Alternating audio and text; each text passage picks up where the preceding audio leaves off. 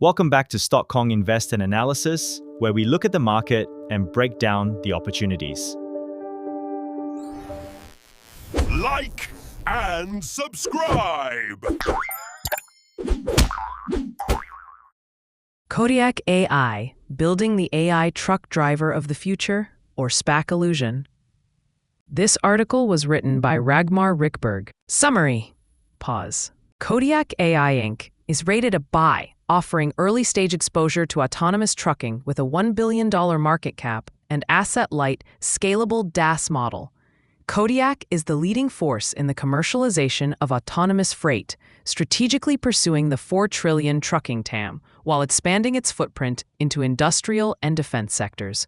While recent Q3 adjusted financial results were roughly in line, the company demonstrated strong momentum, doubling its customer-owned driverless trucks and tripling paid autonomous hours quarter over quarter. Despite its above-average risk profile, KDK's relative undervaluation compared to Aurora, together with solid operational momentum, supports a cautious, phased entry position. I believe that for most investors, autonomous driving is primarily associated with Alphabet's Google, Waymo, and Tesla, and their race to dominate the global robotaxi space. Since those players are largely focused on the passenger car front, the trucking segment door has been left open for companies specializing in that market, with industry giants currently overlooking the trucking AV, autonomous vehicle space. Many companies have stepped in to claim a share of this potentially really attractive market. Numerous AV developers have also pivoted toward logistics and delivery, viewing it as the more viable near-term economic opportunity. By contrast, the robotaxi effort faces challenges that may ultimately be overcome only by giants with nearly limitless resources. Too Simple, a company with ties to China, was the first to confidently claim the lead in the trucking AV industry, making ambitious promises to establish an autonomous freight network. The company pulled off a successful IPO in 2021, raising $1.4 billion, only to pivot and change its business focus after a myriad of challenges a few years later, and got delisted in January 2024. As a result, the U.S. market today is largely left to two publicly traded contenders vying for leadership: Aurora Innovation, AUR, and Kodiak Robotics, KDK, and three privately held names, Kodiak, Waabi, and Einride. While both publicly traded companies are still in the early stages of commercialization, their progress is expected to pick up next year, as each has pledged to grow its driverless fleet from just about 10 units now to hundreds by then. I believe this is an ideal time to evaluate whether a strong investment case can be made before companies start to really accelerate their efforts. Aurora is the better-known name and at first glance appears to be leading the competition, albeit seems like only by a narrow margin. Nevertheless, I chose to take a closer look at Kodiak first, given its much lower market capitalization, roughly $1 billion compared to Aurora's $8 billion.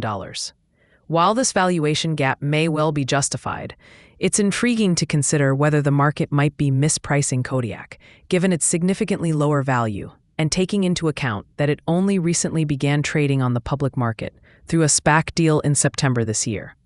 After doing this analysis, I rate KDK as a buy. That said, in my view, it's an investment which carries a higher than average risk profile, and the position should be built cautiously by spreading purchases over time, and one should closely follow ongoing developments related to the company, Kodiak's product offering, and total addressable market. Kodiak's core business revolves around its driver-as-a-service (DaaS) model, where customers own and operate driverless trucks while paying recurring fees to use the Kodiak driver. The autonomous system combines AI-powered software with modular vehicle-agnostic hardware and operates without high-definition maps, making it adaptable to real-time conditions and suitable for industrial and defense use. Its sensor pods, cameras, radars, LiDARs are designed for easy replacement. Kodiak Driver can handle highways, local streets, dirt roads, and off-road environments, enabling applications across industries. The company's primary focus is long-haul trucking in a $4 trillion global market, already serving major clients like J.B. Hunt and Werner, with plans to launch fully driverless operations next year.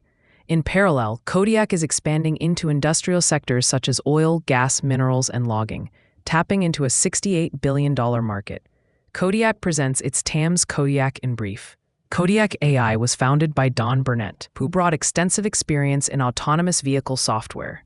Before starting Kodiak, he co-founded Automato, the first self-driving truck startup acquired by Uber, worked as a technical lead at Uber, and earlier contributed to Google's self-driving car project, the predecessor to Waymo. The company provides a summary of its past and current journey. Kodiak AI was founded in 2018 by a group of industry veterans with a vision for the future of movement. As pioneers in autonomous trucking, our technologies have helped partners to safely and efficiently deliver 7,000 loads and counting.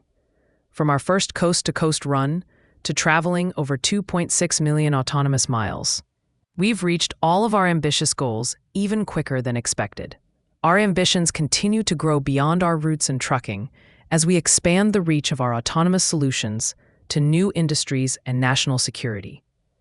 Kodiak AI's innovation and momentum show no signs of slowing. Kodiak by the numbers, additional insights into their achievements and present situation.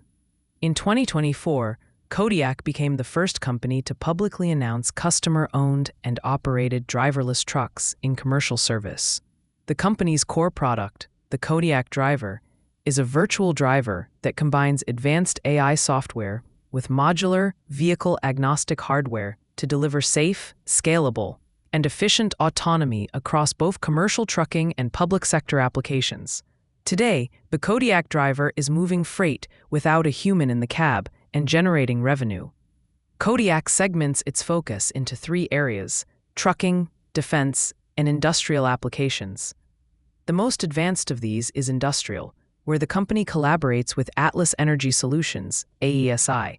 In March 2025, Atlas committed to deploying the Kodiak Driver on 100 of its trucks, with 10 already in operation. Kodiak AI is headquartered in Mountain View, California, and it employs nearly 300 people. Recent developments. Kodiak AI's common stock and public warrants began trading on NASDAQ on September 25th. In connection with its business combination with Ares Acquisition Corporation, the company raised more than $212.5 million, including $145 million in PIPE funding and approximately $62.9 million in trust cash before expenses.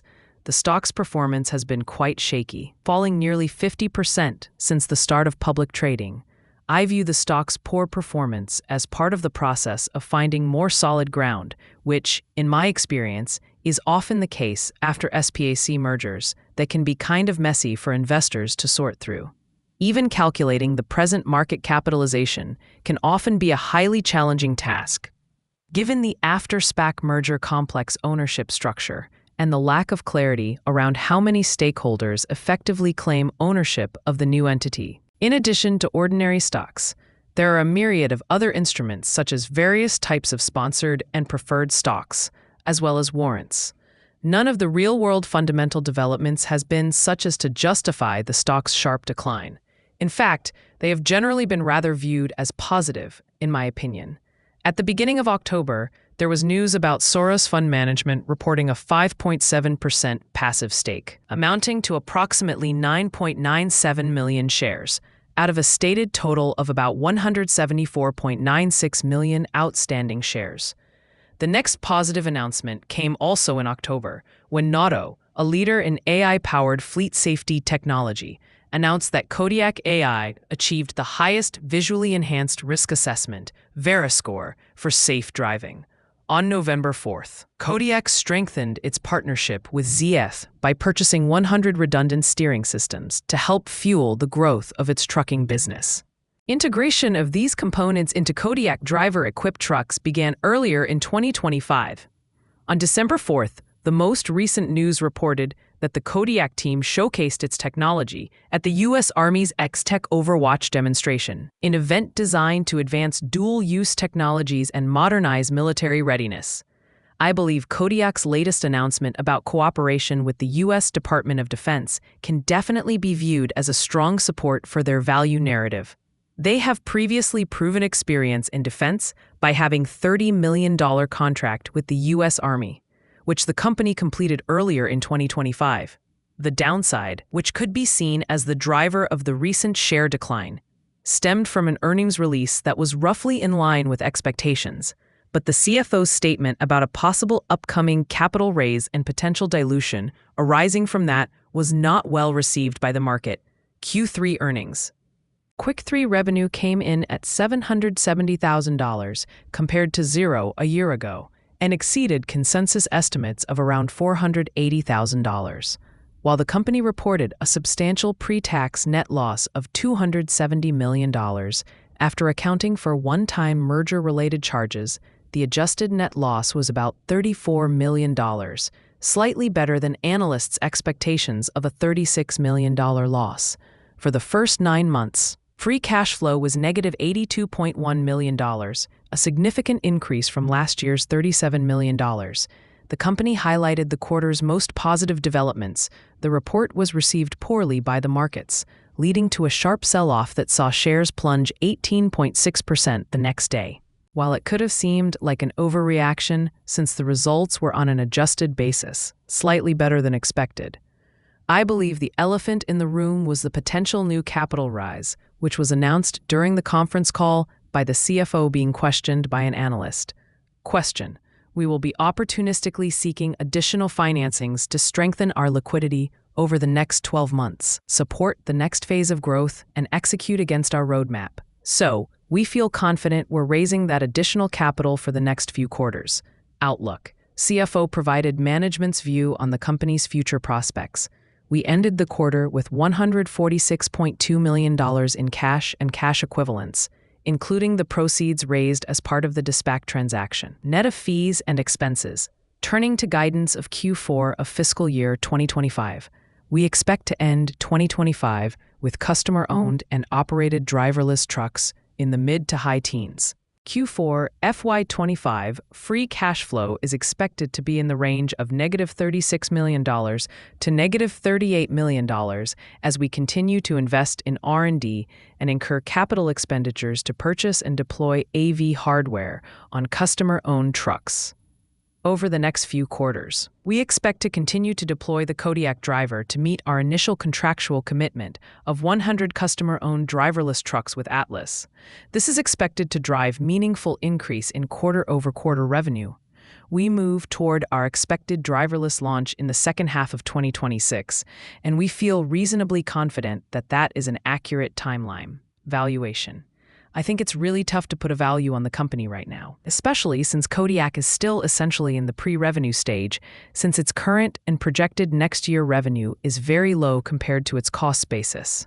By my back-of-the-envelope calculations, the company will need to raise at least around $200 to $500 million before it potentially reaches break-even.